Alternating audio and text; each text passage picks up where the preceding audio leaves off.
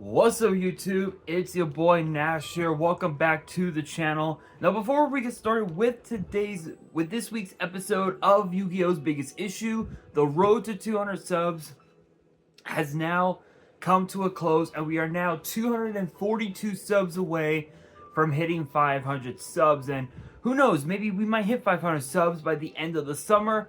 Only time will tell. But as I have said in previous videos, if this channel does get to 500 subs, I will open up this Korean LOB booster box in its entirety on the channel that I got from my partners over at Collector Store. So be sure to check them out. Link and address will be in the description below. By checking them out, not only does it support them, it also supports the channel, and I would greatly appreciate it.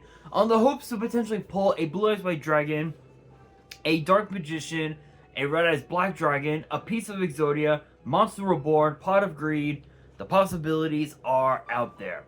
However, if this channel gets to 1,000 subs, I will open up this first edition Toon Chaos box in its entirety on the channel that I also got from my partners over at Collector Store, on the hopes to potentially pull a collector's rare out of the set, much similar to what I pulled out of my Genesis Impact box that I opened up last year, which is this beautiful Beat Cop from the Underworld. This thing looks absolutely amazing as a collector's rare. But with that being said, if you guys want to see these boxes get opened, maybe you guys want more episodes of WWE's Biggest Issue, maybe you guys want more episodes of Yu-Gi-Oh's Biggest Issue, deck profiles, card discussions, WWE topic videos, or maybe, just maybe, you guys want some premium live event predictions and results.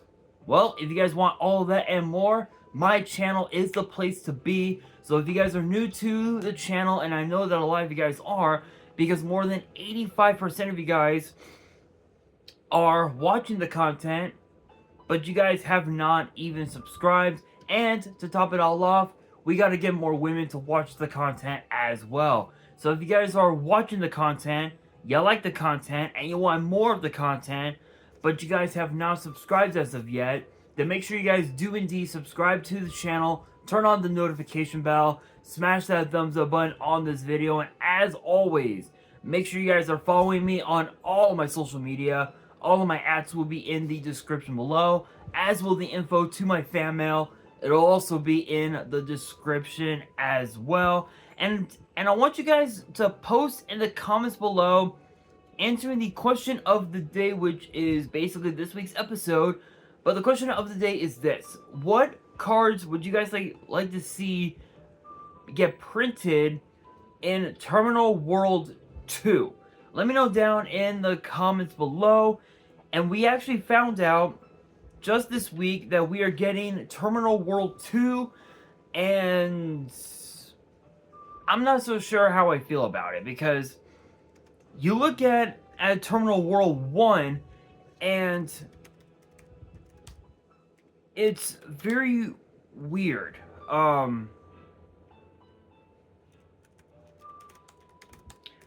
Because when you look at the first Terminal World set, it was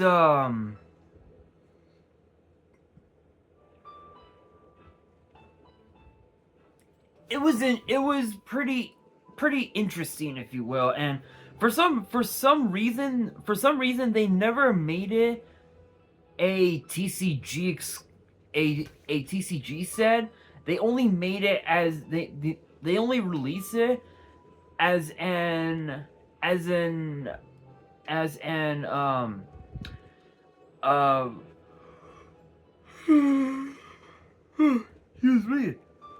excuse me, only as an OCG exclusive set. So they only did 3 printings. They did a Japanese printing, a Korean printing, and a simplified Chinese printing. And don't get me wrong, the cards that were in this set were really good, but a lot of them we're probably not going to be seeing them for quite some time, especially a lot of the newer cards as well. Cards like Lancia, Ancestral, Dragon of the Ice Mountain, cards like Mirror Mage of the Ice Barrier. Literally, I think we got, what, 4 new cards for each archetype? 1, 2, 3, 4. And then I believe, and then I think everything else was like a reprint card. So we had 4. Let's see.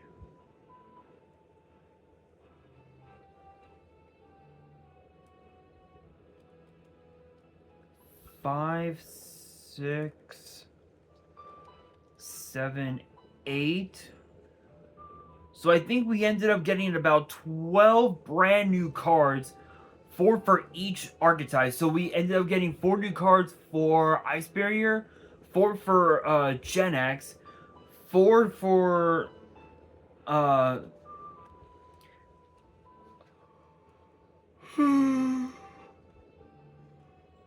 4 for the Infernoid archetype, and then 4, I believe, was the last 4 was for the Spiritual Beast, and then everything else was like all reprints. So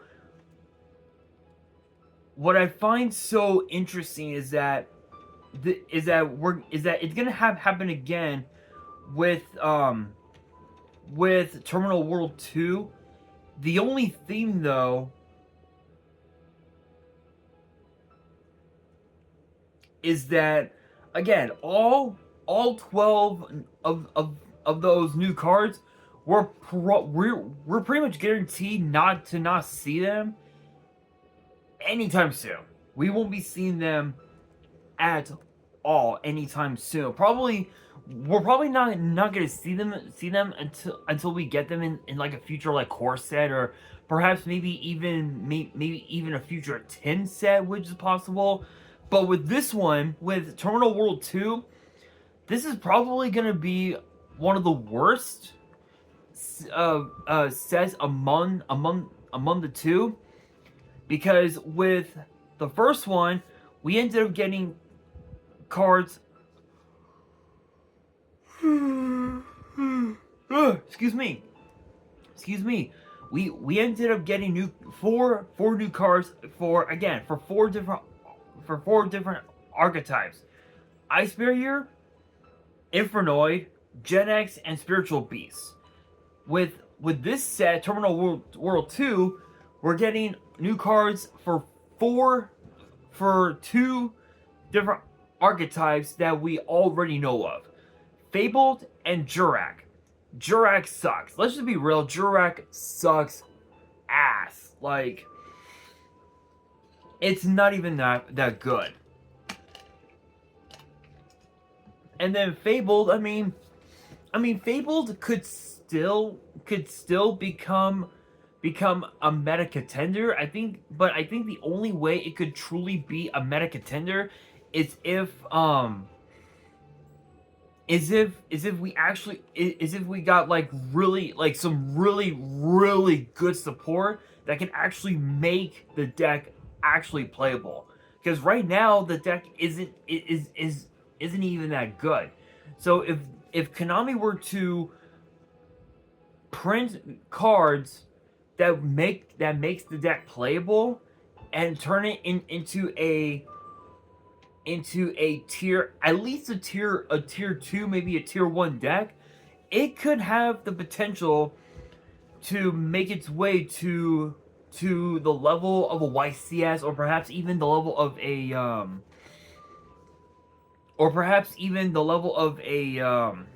what you call it? Excuse me. Of potentially maybe regionals, perhaps? I don't know, but basically this set, Terminal World 2, is gonna be the exact same thing as the first Terminal World, but I think there's gonna be an added twist to it, or I think it's just the same. Yeah, no, I think it's just the same. So here's the full statement from off of YG organization. Big shout outs to them. No copyrights as always. So it says here, it's time to make your opponents go extinct. Terminal World 2 goes on sale November 23rd of this year and contains main cards from 4 existing themes, including Fabled and Jurak. The product has the following features. It reprints many cards featuring themes from dual terminal setting, allowing you to build a deck. All 4 themes come with new cards and cards with new artwork. Each pack comes with at least one super rare or higher card, and it includes quarter century secret rares in honor of the game's 25th anniversary. So I believe this year will actually be the year that we're only going to be getting QCRs. I think once we enter the new year, then we're going back to Starlight Rares, at least from what I know. And I believe it will be 15 packs per box, 5 cards per pack, and for all of my Japanese fans out there, you can actually get one singular pack for 242 yen. So I'm assuming it'd be what? It'd probably be what? A little over 2,500 yen at best for the whole box at best. It could be more. I guess it just depends on what the other two archetypes are. But it says here that there will be 93 different cards, 93 normal parallel rares, 12 cards come in QCR, 20 cards come in ultra rare parallel and secret rare parallel, and 24 cards come in super rare parallel and secret rare parallel. So you're gonna have quite the variety. Excuse me, but I'm not entirely sure what cards are gonna be in this set. Like when I think of Fabled, I think of give me a second, guys. Let's see. I think of cards like Topi, Luri, Fabled Raven, Fabled Dianara, Fabled Raijin, Valkyris,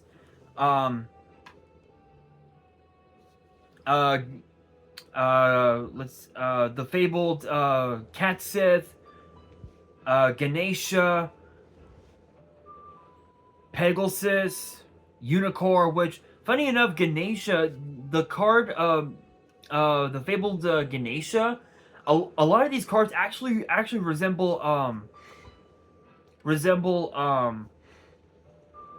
names of anime characters from, I think, Danmachi, which I've seen the anime before, and it's pretty crazy. I can tell you that right now. However, I don't think I ever got the chance to watch some of the newer seasons, so I'm gonna have to watch the whole thing over again. But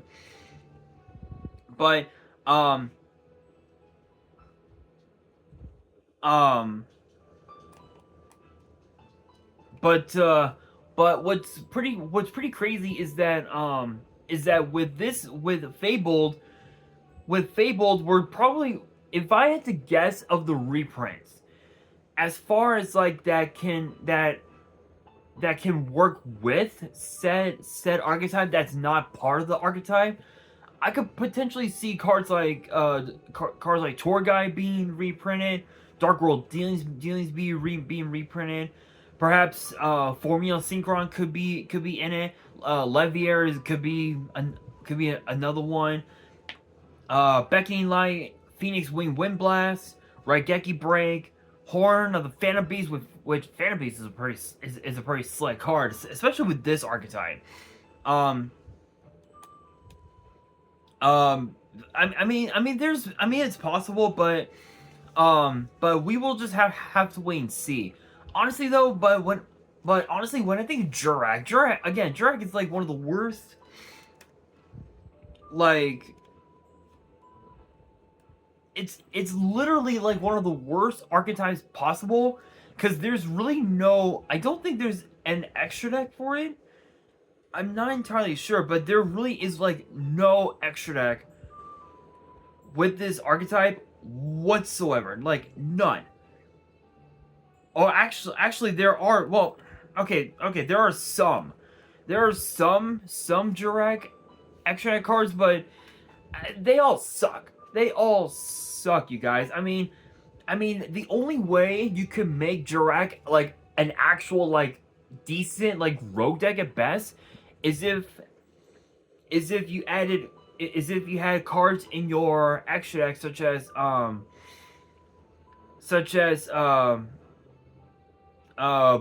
Brachio Radius, or perhaps Practical, which you could use, which both those cards you can use as ready fusion targets.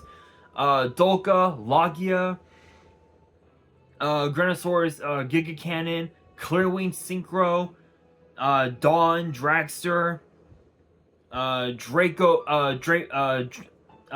Berserker, which can obviously banish cards. Prometheus Princess, Reaper Docus. Those are some of the heavy hitters that you can use to make Jirak even like really good. But let's be real. Let's be real. If the deck was a pure build and you had like no extra deck monsters or anything, the deck sucks. It is such a bad archetype. So I'm hoping that whatever the two other archetypes will be that'll be in the set, I'm hoping that it'll make up for it, but I doubt it. I 100% doubt it. Obviously, yes, both this set and the first Terminal World, yes, they are mainly used for the nostalgia, if you will, but this, I would not recommend getting this set, especially if the other two archetypes are pretty bad. But that's just my opinion. That's my opinion. But I want to hear your guys' opinion. Let me know down in the comments below, what the other two archetypes you believe will be in this set. Me personally, I think it would have to be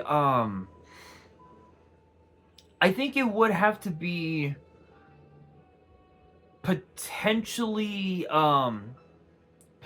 Ally of Justice, and maybe Naturia, perhaps. I mean, it's possible, but I don't know. But I have no idea. But I want your guys' opinion. Let me know down in the comments below. And that'll do it for this week's episode of Yu-Gi-Oh's Biggest Issue. Hopefully you guys enjoyed. If you did, make sure you guys smash that thumbs up button. If you guys are new to the channel and you guys want more episodes of Yu-Gi-Oh's Biggest Issue in the future, then make sure you guys subscribe to the channel, turn on the notification bell, and as always, make sure you guys are following me on all of my social media. All of my ads will be in the description below, as will the info to my fan mail. It will also be in the description as well. And on that, this is your boy Nash, signing out.